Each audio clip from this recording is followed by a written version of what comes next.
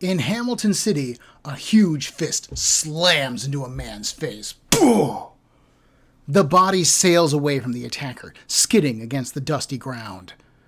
This guy's working partner stands a few feet away still, at the base of a lamppost.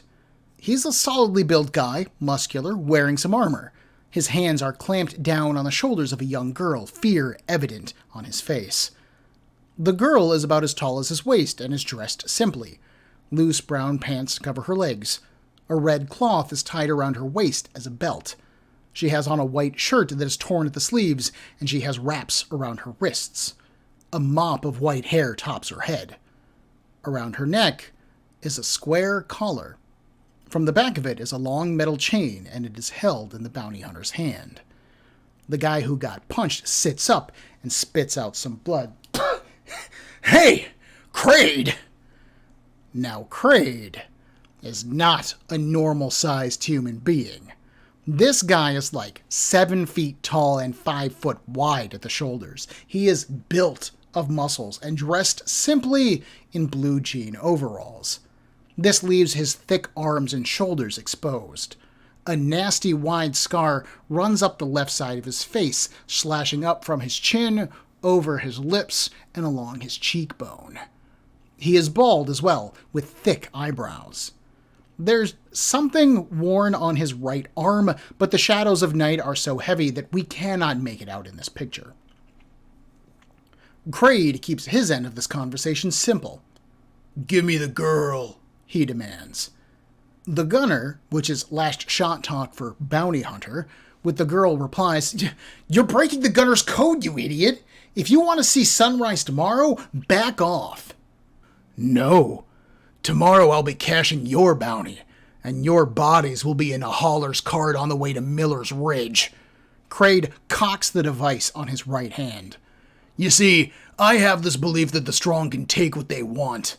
The weak are just food, and the strong can eat them."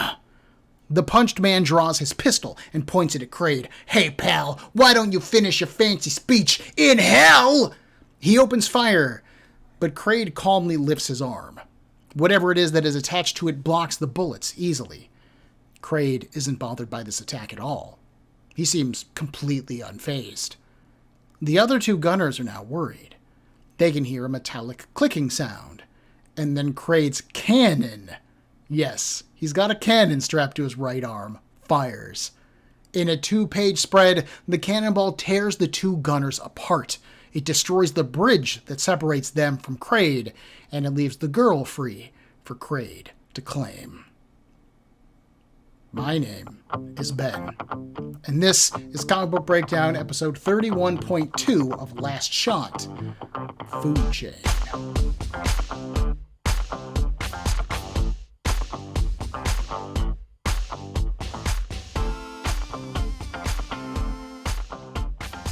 What you see is what you get with this opening scene. Our creative team, which is author Locke, penciler and inker Long Vo, colorist Charles Park, and character colorist Saka, are showing us what Revolver is going to be up against in this issue.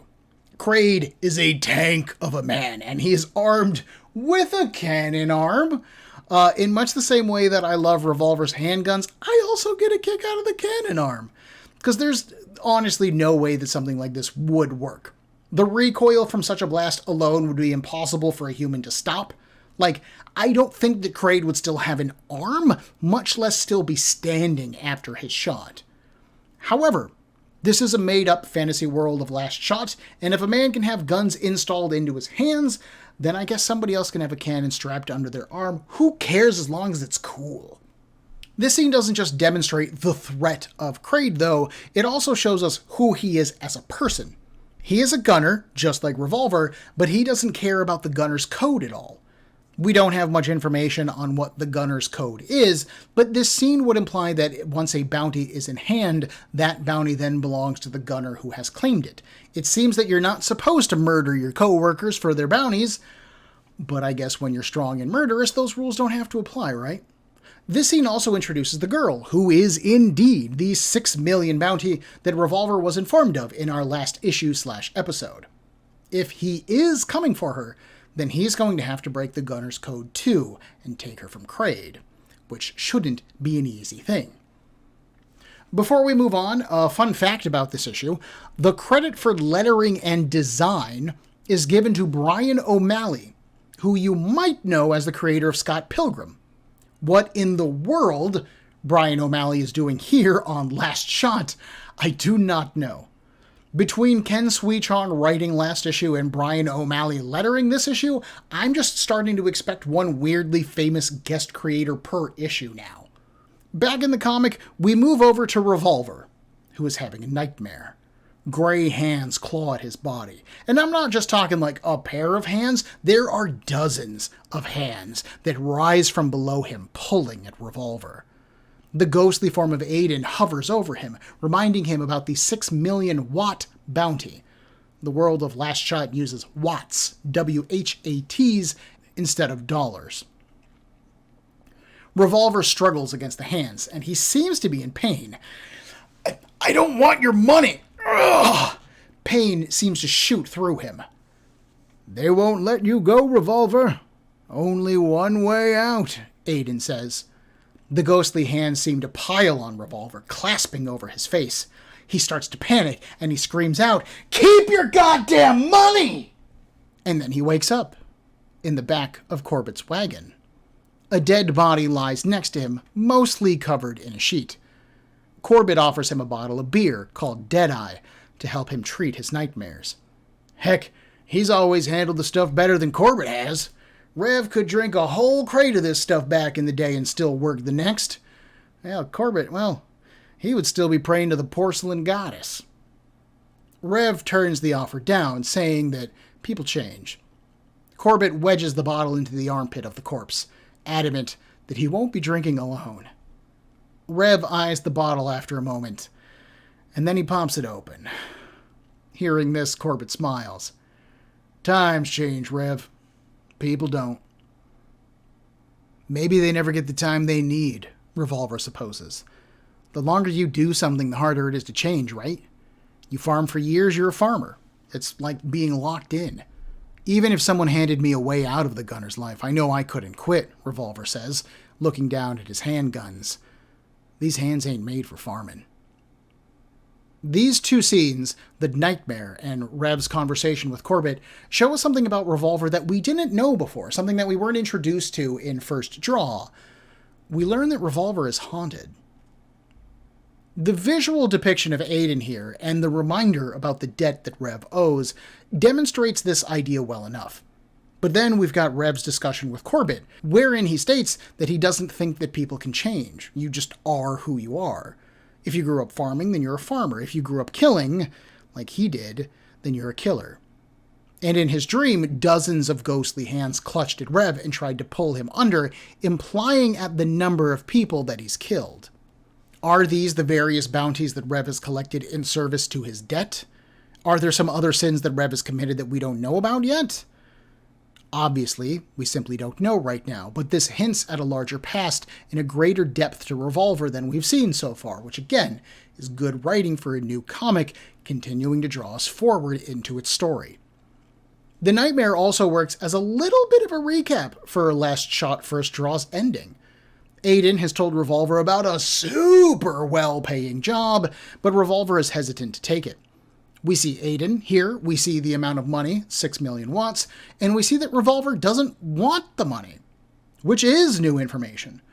We know that Revolver needs the money. He still owes Aiden 2 million more watts, but he doesn't want the money? Well, why not? This nightmare would seem to indicate that he doesn't want it because it means killing more people. But Revolver is also resigned to just keep on killing more people as part of the job. He just said so. So that's an interesting character contradiction. I wonder if he can overcome what he thinks of are his base needs, I guess. But this is the first official issue of Last Shot. This is our number 1. If you missed the First Draw one-shot, then this nightmare really doesn't make almost any sense at all. You would have no idea who Aiden is or how he's connected to Rev. You just know that this old floating head haunts him for some reason. You know that Rev was offered a high-paying bounty, but you wouldn't know why he needs that bounty. You don't know why it's important to Rev. This nightmare scene, from a new reader perspective, could be gibberish. It could be a prophetic vision. It could be a sign that Revolver has superpowers. Maybe he's psychic. You don't know yet at this point, and we don't know enough as an audience about the world of Last Shot to say whether that's possible or not. If you read this scene in a vacuum, it doesn't make a lot of sense. Considering how much time Rev and Corbett spend chatting, though, I don't see why some of that time couldn't have been spent better explaining the Aiden-related plot points. It wouldn't have been all that much to, extend that scene out, maybe only even a couple of panels, and had Aiden be like, you have to take this job, you owe me money, kid, I'm the reason you're still alive, type of thing. And then, oh, okay, we get it. The nightmare does set up some pretty good tension regarding the 6 million watt girl, though. We saw her in our opening sequence. We see her in the nightmare now. We know that the old man seems to want her and that he's going to pay handsomely for her, although, again, that's not quite correct information based on what we know from first draw. But that still sets up an interesting conflict between Krayde, who we just saw kill 2 men with ease, and Revolver. And that's a pretty good setup for this issue overall, if not the comic in general. So we do have a mix of subtle, clever writing and some awkward, clunky writing with these two scenes. This issue does advertise the first draw one-shot at the end of it, so it does kind of tell you that there was material previously published about this world. So if you had some questions that weren't answered in this issue, you were at least pointed in the direction of the first draw. As a first issue of a comic book, and I myself am an older school type of fan, I pretty much adhere to Stan Lee's old rule that any issue could be someone's first issue, and a writer then needs to convey all pertinent information in that issue in order to make sure that the reader can follow what's going on. So Revolver's relationship to Aiden should have been much better explained here, in my opinion. Before we move on, though, Corbett relates a fairy tale to his friend. A little girl was abandoned to her grandfather. Her mother left to find fame and riches, and one day she did. She came home and asked for her daughter back, but the girl didn't know who to go with, the man who loved her and raised her like his own, or her mother who could provide everything that she ever wanted. Torn, the girl ran off into the woods. She prayed to the forest goddess for help, and the goddess appeared. She would grant whatever wish that the girl made, but the girl was so torn up inside that she couldn't choose between her grandfather and her mother, and so the goddess turned her to stone. Rev says that he doesn't get it. It means that people who don't know what they want are as good as stone, Corbett says. They won't do anything because they can't choose anything. The Abenaki have a word for them. Zulomsen Nagako means sand blowing in the wind, like a wanderer, an aimless person, Rev. Revolver's eyes widen in realization. But before he can say a thing about it, Corbett announces that they've arrived. They're at Hamilton City. The story by Corbett is cute, and it seems to hint at deeper issues that Revolver is wrestling with. Is he stuck between making choices? We saw in the nightmare that he needs to pay off his debt to Aiden, but he seems reluctant to do so. Is author Locke suggesting that Revolver should take the job, make a choice, and move forward, as opposed to his current route, which is working for scraps and making no headway? Well, possibly. The Abenaki that Corbett mentions are a real indigenous tribe, which was generally split into eastern and western tribes. The eastern Abenaki were found in Maine, while the western traditionally inhabited areas of New Hampshire, Vermont, and Quebec. Is the phrase that Corbett says a real one? I have no idea. According to Wikipedia, the Abenaki spoke Algonquin, and after playing around with what few Algonquin to English translation sites there are, I found no search results that matched what Corbett said here. I wouldn't be annoyed with the potential realism of the phrase if our author for this comic, Locke, had just made up an indigenous tribe that exists within the world of Last Shot.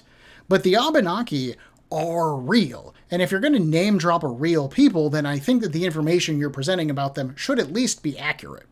The situation as it stands is no better than Locke saying that there's a Russian phrase, Zulumsen Nagako, even if there actually isn't a phrase like that in Russian.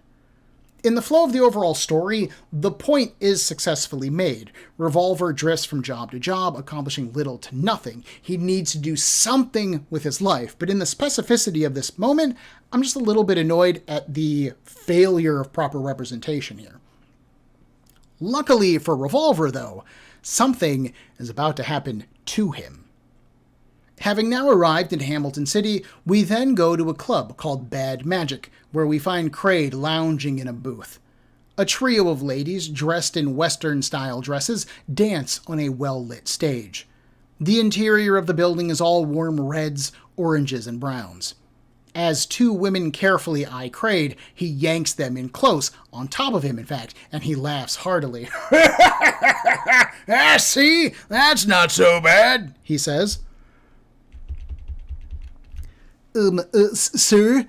An employee rushes up. Sir, you cannot touch the girls. It's our one rule. Krayde swings his arm cannon at the man. You say something? The man backs off, and we see the little white-haired girl sitting at Krayde's feet. She's been forgotten in Krayde's lust and power trip. He doesn't notice when she picks the lock on her collar. As Revolver enters the club, Corbett's words run through his mind. The bounty that he's after should be here, and Corbett bets 5 watts that he fell for one of the girls. They just need to be sure to get out of the town by midnight. That's when the vac kicks in, and they want to be good and gone by then. Whatever that means, okay? A fun fact about Bad Magic. The final page of Last Shot First Draw, the inside back cover, is a pinup poster of 3 ladies. This is an advertisement for Bad Magic, and we see this same image as a poster just inside the building as Revolver enters it. That's really cute. Revolver spots Krayde easily, and walks right past him. There's already one gunner here, he notes, so his target must have hid deeper in. Revolver pushes into a curtained-off area, which looks much more like a modern club once he's inside it. Men and women dance in the darkened space. The only light we have is a dim blue, and powerful bass sets the beat. None of this is enough to distract Revolver. His prey, spooked, makes an attempt to stop him, diving at him with a knife to the head. But Revolver sidesteps at the last moment, grabs the man's arm, and throws him back into the common area. The target stands up and draws his gun. Damn bounty hunting scum! But Revolver's handgun goes off first. The man is shot clean through the forehead. Krayde watches this, and the white-haired girl sees it too. Revolver picks up the bounty and heads for the door. As he passes another employee, he hands him a wad of cash for their troubles. Krayde laughs. This guy thinks he's a tough bastard, huh? And he looks down at his own bounty, the white-haired girl, and she's gone. Uh-oh, I think some No swearing. It's about to go down. Out in the streets, a PA system announces that it's almost time for the nightly street cleaning. You better move your butt if you're still out there. Revolver is, and he stops when Krayde shouts for his attention. You looks like you got something of mine. Revolver stops and looks behind himself. Sitting on the corpse that he is dragging is the white-haired girl. She smiles, embarrassed at being caught. Well, wait, I've got a better idea, Krayde says. How about I take my bounty and yours? I've already seen your fancy tricks back at the show house, so no use trying those here. He swings his arm cannon around, taking aim. Try anything funny in your dung. How about it, pal? Revolver waits. And then he suddenly tenses. He fires off 2 shots, incredibly fast. The first impact shoves Krayde's arms back, and the second hits his firing mechanism. The resulting blast hits the brick clock tower off to their side. Panicked, Krayde struggles to get his cannon under control. The clock tower, meanwhile, collapses, cutting the 2 men off from each other. Thankfully, it's time for the street sweeper. A building-sized vacuum turns on, and literally, this is just a 3-story tall vacuum. It starts to creep towards the mess that was just created. Krayde tries to duck down. He tries not to be sucked in by it. But he is. along with all of the clock tower debris. Revolver, on the other hand, managed to run just far enough away that he could leap off of a small ledge. He's lost his bounty, but at least he survived this time. Corbett offers him a hands up. It's the gunner's life, Rev. The two begin to roll out to whatever their next destination is, and Corbett finishes his story from earlier. The evil mother, who didn't know what happened to her daughter, revealed her evil intentions. The girl then realized that it was her grandfather, who took care of her for all those years, who really loved her. Seeing that, the girl finally made a decision, and the goddess restored her back to life. Revolver nods. Yeah, it's a good story. Corbett smiles. Yeah, I told you so. Behind them, hidden beneath the tarp of the wagon, is the white-haired girl. Tears run down her face. She is so touched by the story. Revolver holds out a bill to his friend. You were right. The bounty was seeing a showgirl. The three of them roll off into the night. The ending is straightforward, with the real surprises being the things that we didn't expect here, which, I mean, I guess that is the definition of surprise, right? Like the building-sized vacuum cleaner, or Revolver not being interested in the white-haired girl at all. This is something that honestly completely threw me upon my reread. As we'll see next issue, that girl's about to co-star in Last Shot, and we clearly had her presence set up and her role introduced in First Draw. I obviously didn't remember correctly, but when I opened this issue and saw Krayde taking possession of the girl, I thought that I knew where the story was going. Revolver would show up in town and he would face down Krayde, having to kill him in order to claim her as his bounty. But I was totally wrong about that. Revolver literally lucks his way into meeting the girl, kinda, sorta, and we'll see next issue that she actually isn't somebody that he wants around at all. This is an interesting move from our author, Locke, because First Draw set this girl up as the answer to Revolver's problems. And sure, maybe he wasn't really driven to fulfill that bounty, but he must have been interested at least, right? Like, he must have been tempted. When he and Corbett were on their way to Hamilton City, I honestly thought that they were going to the city to get her. And instead they're hunting some random dude? Revolver is just going to keep on keeping on? As we've established, this girl solves so many of Revolver's problems. So why didn't he want to claim her bounty? Why is Revolver so determined to pay off his debt the slow way? Especially if it means killing more and more people and he doesn't want to kill people. Locke used Corbett's story to point out Revolver's lack of drive, his unconscious, maybe reluctant need to change, and then we see it demonstrated by him hunting this man down as a bounty, which I do think is some good storytelling, and it raises all kinds of interesting questions about Revolver and what is he doing and where is the book going to move forward to from here. I do wonder what would have happened if Krayde hadn't demanded Revolver's bounty on top of the girl's, right? If he had just asked for the girl back, I mean, I guess if he had just demanded the girl back, Krayde doesn't really seem like a guy who asks for a lot of stuff. If he had just demanded the girl back, Revolver probably would have let him just take her. He didn't try to defend the girl. He didn't protest the fact that there's a bounty on her. He didn't complain or argue with Krayde at all. Revolver only reacted how he did because Krayde threatened him. If Krayde had been a smidge less demanding, he might have walked away from this issue alive and with the girl and been 6 million watts richer. He didn't, so, good, I guess. But still, he could have. The fight isn't much of a fight at all. I do like Revolver beating Krayde using skill and finesse, given that Krayde, as a character, just relies on sheer power, right? I am strong, I get to consume what I want. Well, you're only strong so long as you don't have to outthink your enemy, and Revolver outthought him. I like that Revolver honestly doesn't even try to kill Krayde. He just tried to keep him away by collapsing the clock tower to begin him. Again, Revolver might not be a hero, he might not be out here saving lives, but he also isn't a complete murderer either. He didn't kill Krayde in self-defense, he just tried to keep him away. I do not understand how Rev knew to shoot where he needed to shoot on Krayde's cannon in order to fire it, though.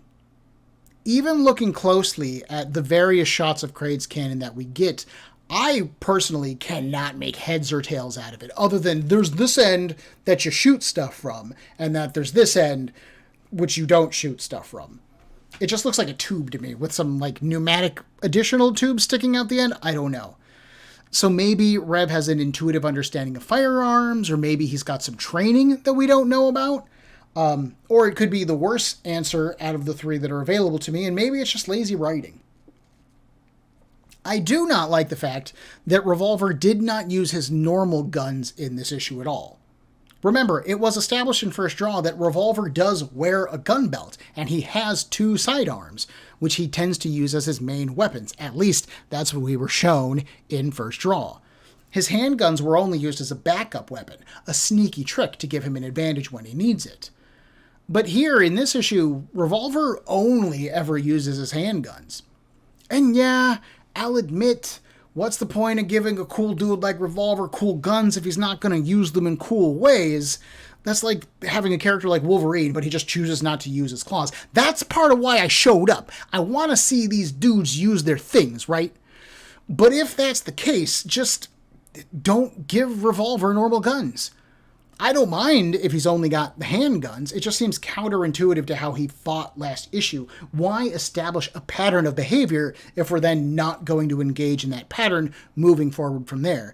If anything, it would have been more interesting to have Revolver show up at the Iron Steeds and have the Iron Steeds be like, you don't even have guns! How are you supposed to get us? And then like he's just like waving his hands and they're dying.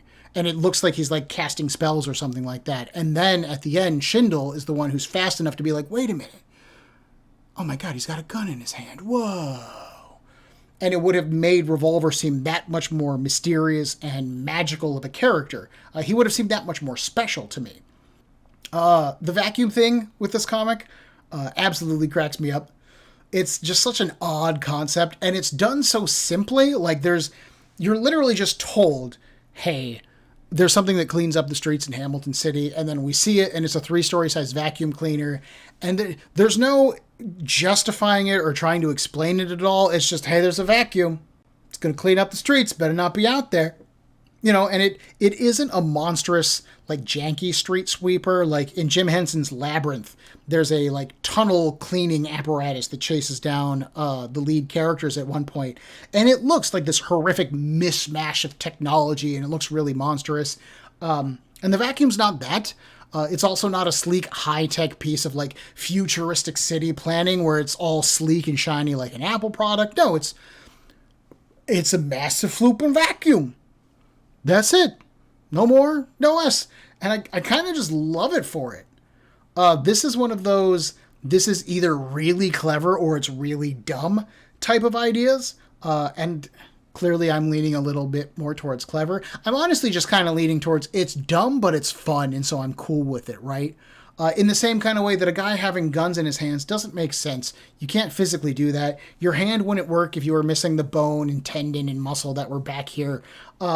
But I buy it because it's cool. It's a little bit dumb, but it's cool. And for me, same thing with this vacuum.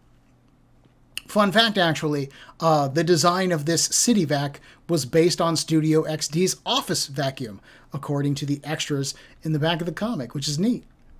That's right.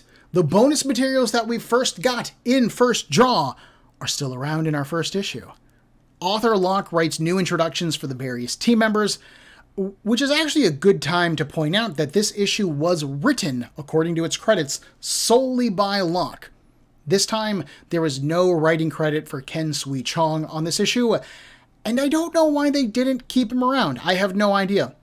From a writing perspective, the only real difference between First Draw and this issue is that it feels like the first issue could have been any issue, right?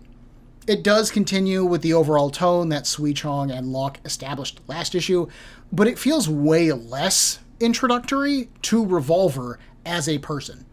He is way more mysterious here. He feels a little bit more confused to me as Locke is presenting us with all of these character contradictions and a clear goal that he's got, but that he lacks the motivation to work towards. It honestly feels like I stepped into an already ongoing story where First Draw felt much more like an introductory issue. I am a bit confused from an editorial perspective, as to why Studio XD felt the need to release First Draw as a one-shot and like a standalone comic that works incredibly well as a first issue, but then open Last Shot's ongoing series with this slightly more muddled issue.